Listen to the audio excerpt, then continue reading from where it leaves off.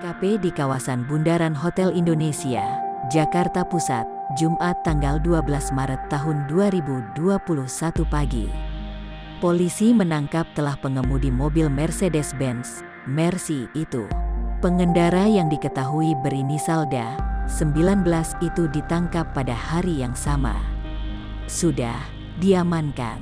Pelaku inisial DA usianya 19 tahun. Ujar Direktur Lalu Lintas Polda Metro Jaya Kombes Sambodo Purnomo Yogo kepada wartawan, Sabtu tanggal 13 Maret tahun 2021.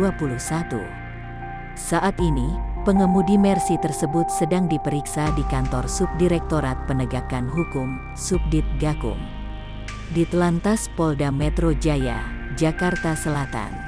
Nanti berdasarkan hasil pemeriksaan pada yang bersangkutan nanti penyidik akan lihat apakah kemudian sudah memenuhi unsur untuk kami naikkan sebagai tersangka, katanya. Sebelumnya, informasi terkait kejadian tersebut disampaikan melalui akun Twitter @tmc Polda Metro pada Jumat pagi.